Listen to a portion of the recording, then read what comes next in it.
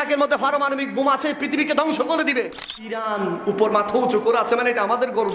মধ্যপ্রাচ্যের ক্যান্সার হিসাবে যাকে আখ্যায়িত করা হয়, বিস্ফোরক হিসাবে যাকে আখ্যায়িত করা হয়, সেই ইসরায়েল সহ একত্রিত হয়ে ইরানকে ধ্বংস করার জন্য চাচ্ছে।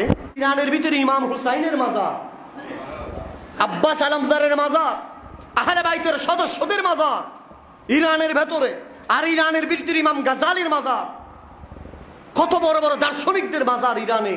আল্লাহ না করুক যদি ইরান যদি শেষ হয়ে যায়, তারপরে আসবে এই পাকিস্তান, ভারত, তারপর আসবে বাংলাদেশ। ঠিক কিনা বলেন?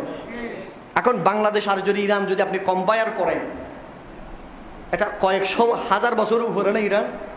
ইরান যেখানে ধরাশয়ী হয়ে যাচ্ছে, এখানে বাংলাদেশ কি বাবা? ইরান যখন মধ্যপ্রাচ্যের থেকে যখন সেই আমেরিকাকে যখন চোখ রাঙিয়ে কথা বলছে, আমরা দেখছি আশপাশের অনেক মুসলিম দেশগুলো মুনাফিকে গেছে। কথা বলেন না, ঠিক না?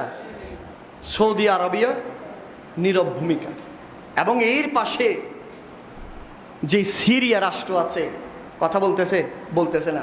25 সাল চলতেছে, আজ আমেরিকা ইসরায়েল মিলে ইরান এবং মুসলমানদের আধিপত্যকে নষ্ট করতে চায়। মুসলমানরা যেন চাটুকার হিসেবে থাকে, মুসলমানরা যেন মাথা উঁচিয়ে কথা বলতে না পারে, মুসলমানরা যেন পশ্চিমাদের চোখে চোখ রেখে কথা বলতে না পারে, মুসলমান যেন আজীবন দাসত্বের ভিতরে থাকে। সেজন্য আজকে 2025 সালে আজকের এই দিনে তাগুররা সবাই একত্রিত হয়ে গেছে। পুরো দুনিয়া যখন ইরানের পক্ষে, এরা ইসরায়েলের পক্ষে কেন নিয়েছে? এরা বলতেছে না ইসরায়েল সঠিক আছে, ইরান এই মধ্যপ্রাচ্যের বিস্ফোরা হয়ে যাবে, এরা শিয়া। আরে শিয়া তো আসতেছে দূরের কথা, এই মুসলমান কিনা? হ্যাঁ, সেখানে শিয়া আছে তো মাত্র 70%।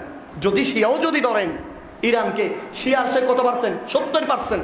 30% তো সুন্নি। সুবহানাল্লাহ বলে। মুসলিম লিডার হিসাবে আমি তাকে বলতে চাই, মনে রাখবেন এখানে এই দৃশ্যগুলো যদি আপনি দেখেন, আপনি বসনিয়া শেষ করে ফেলেছে, ইরাক শেষ করে ফেলেছে, কুর্দি মুসলমানদেরকে চীনের মধ্যে বন্দী করা হয়েছে, মায়ানমারের মুসলমান, এক কথায় সারা বিশ্বে যখন নির্যাতিত মুসলমান, তখন মুসলিম দেশগুলা সবাই আমরা একটা আপন আপন জায়গা থেকে দেখছি, সবাই পশ্চিমাদের পা চাটতেছে। ঠিক না বলেন?